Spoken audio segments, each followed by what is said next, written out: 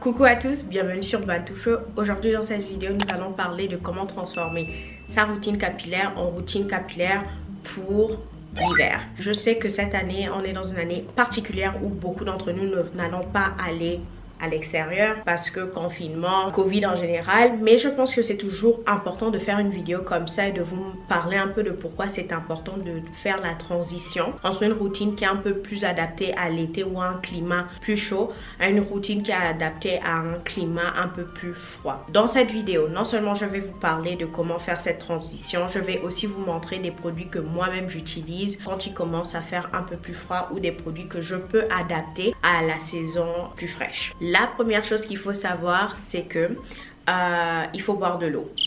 Non. Oui, il faut boire de l'eau. La première chose que vous devez vous assurer, c'est de boire de l'eau. C'est super important. Notre corps est fait à 80% d'eau si je ne me trompe pas. Et si je me trompe, s'il vous plaît, laissez-le dans mes commentaires. Il est très important pour nous en fait de prendre de l'eau, d'ingérer de l'eau de toutes les façons qu'on peut. En forme d'eau normale, avec en forme d'infusion, de thé, de tisane.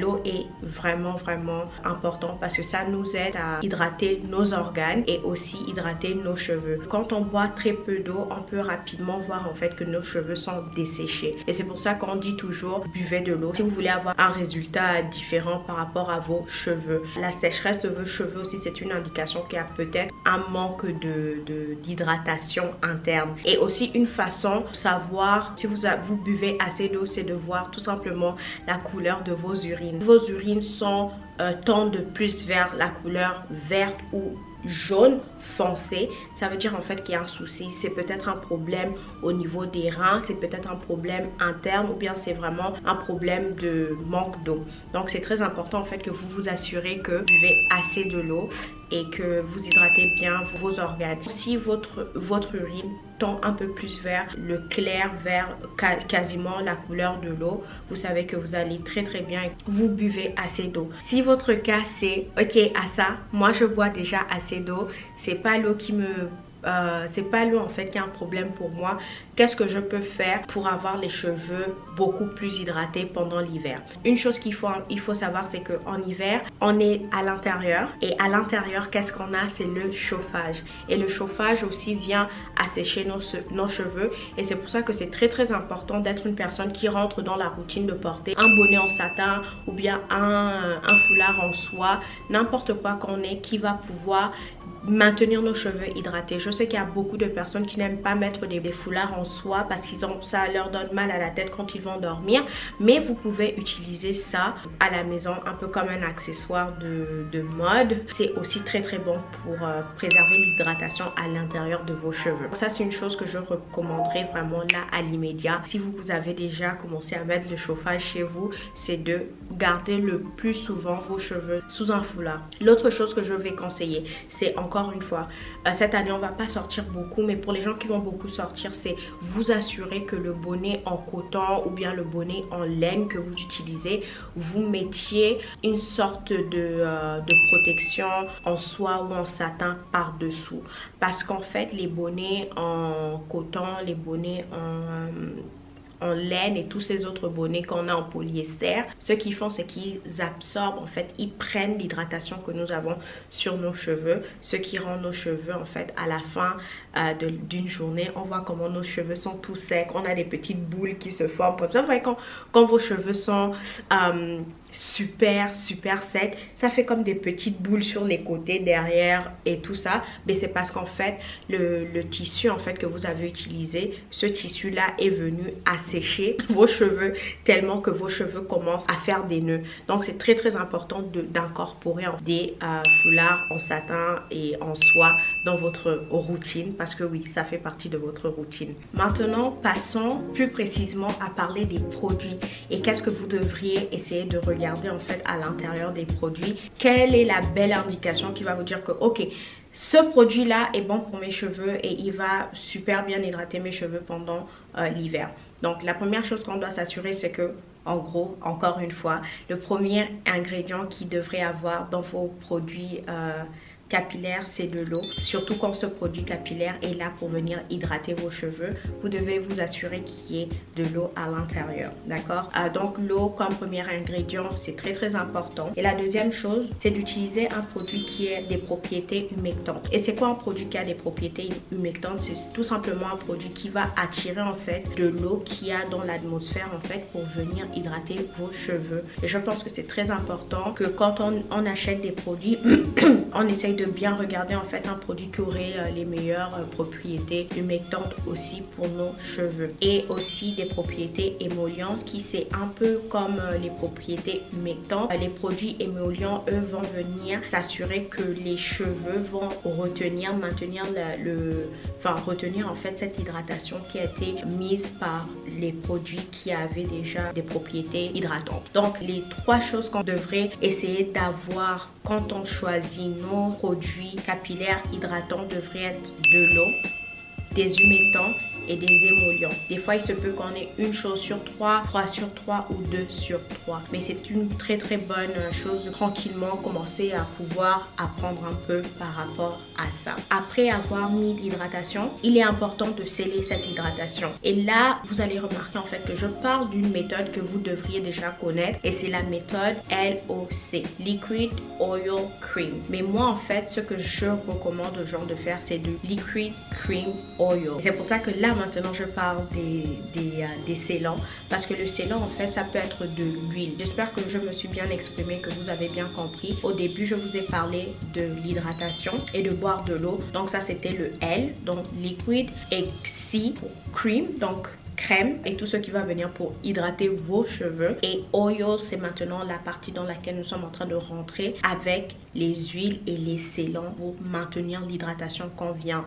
de parler. Les huiles que nous pouvons mettre sur nos cheveux sont multiples et ça dépend aussi des types de cheveux que chacun a. Si tu as des cheveux un peu plus denses, si tu as des cheveux un peu plus fins, si tu as des cheveux normaux, dépendant de tes cheveux, il y a des huiles que tu vas préférer. Moi, j'aime plutôt des huiles légères. J'aime pas des huiles comme les huiles de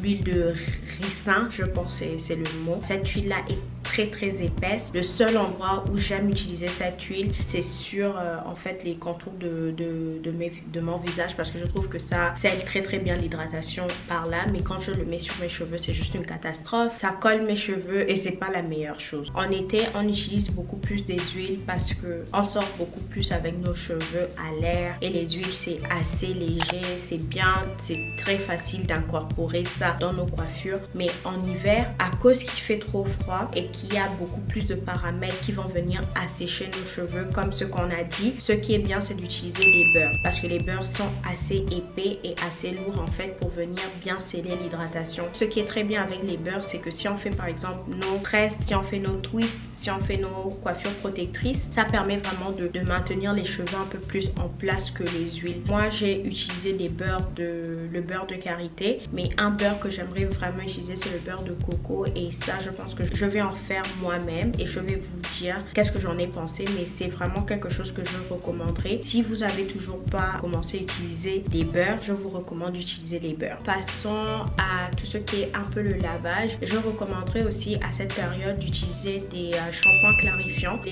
produits que nous utilisons en hiver sont un peu plus épais, un peu plus lourds. Je recommanderais un shampoing qui va vraiment venir clarifier les cheveux, soit enlever les cheveux de façon un peu plus forte. Ça ne veut pas dire d'assécher vos cheveux, mais tout simplement enlever les résidus très bien. Les shampoings clarifiants seraient quelque chose que je vais recommander d'utiliser maintenant durant cette période. Et je vais aussi vous montrer le shampoing clarifiant que moi-même j'utilise et j'espère que ça va vous donner une idée de à quoi ça ressemble. Et la dernière chose que je recommande ici, c'est de vraiment créer une routine et garder cette routine là, de vraiment s'assurer de ne pas toucher ses cheveux tout le temps, parce qu'on pense que des fois le fait qu'on touche nos cheveux, le fait qu'on fasse des coiffures, ça aide nos cheveux à pousser, mais des fois je pense que le secret en fait pour les cheveux crépus, c'est de tout simplement les laisser tranquilles, faire les soins qu'on doit faire et de ne pas venir toucher à chaque fois. Donc bâtissez une routine aussi simple simple que de se dire chaque 2 semaines, je me lave les cheveux et j'hydrate mes cheveux en profondeur. Et si je fais une coiffure comme un twist out, où est-ce que j'aurai les cheveux touffus, j'aurai les cheveux à l'air libre pendant une journée, mais de rentrer aussi dans la routine en fait du soir. Vous faites vos twists, vous faites vos tresses pour ne pas dormir avec des cheveux qui sont pouf. Ça va permettre à vos cheveux en fait de perdre beaucoup d'hydratation. Ça va favoriser la casse de vos cheveux et ça va aussi favoriser un peu le fait que vos cheveux veulent s'en mêler. Et maintenant, passons à la présentation des produits. Produit numéro 1, encore une fois, de l'eau. Ici, c'est le Leave-In Conditioner de Tangling Milk de chez Pantene. Et ce produit-là, je pense que c'est juste un de mes produits préférés que j'ai découvert pendant cette quarantaine. J'avais le produit, ça fait 8 mois. Donc ça, c'est un produit que je recommande beaucoup. Et vous pouvez voir que le premier ingrédient ici, c'est de l'eau. C'est pas un produit qui est 100% fait à base de produits naturels, mais je pense que c'est un produit qui fonctionne pour mes cheveux. Tous les produits qui sont là un peu pour venir démêler mes cheveux, je pense qu'à cause du type de cheveux que j'ai, des cheveux 4C, j'ai besoin de produits qui peuvent hydrater mes cheveux et qui peuvent démêler mes cheveux. Le second produit en fait ici par rapport à apporter de l'hydratation, des crèmes, là on est dans les C, ce serait le Melanin Hair Care de chez The Natural 85. Ça c'est un produit que j'utilise pour faire mes tresses et j'aime vraiment beaucoup. J'utilise beaucoup ce produit, j'aime bien que c'est un très gros pot. C'est un produit qu'on peut utiliser toute l'année. Il est aussi bien adapté pour l'hiver. Un autre produit que je recommanderais, c'est le Set It Straight de AG. Et ça, c'est un produit en fait que j'utilise pour lisser mes cheveux avec ma brosse à lisser. C'est un produit qui m'aide aussi à démêler mes cheveux. Donc je dirais que si vous avez des cheveux un peu comme moi, de type 4C, je vous recommanderais vraiment beaucoup d'utiliser ce produit-là parce qu'il est aussi encore fait à base d'eau premièrement et il démêle très bien mes cheveux. C'est un bon produit de transition qui ne laisse pas trop de résidus sur les cheveux. Passons aux huiles et au beurre. Vous connaissez déjà cette huile-là que j'utilise de chez Natural 85 dans Melanin Hair Care. Une de mes huiles préférées. C'est léger, c'est bien pour l'été, mais je dirais aussi que c'est bien pour des coiffures qui n'ont pas besoin de trop de sélant. Ici, c'est du beurre de karité que j'ai acheté il y a 3 ans. J'ai utilisé ça sur mes cheveux et sur ma peau. C'est quelque chose que je recommande aux gens quand on est dans un climat un peu plus froid. Je vais parler en fait des shampoings et ça c'est un shampoing clarifiant de chez Giovanni. J'aime bien ce shampoing là. Il était à 7 $.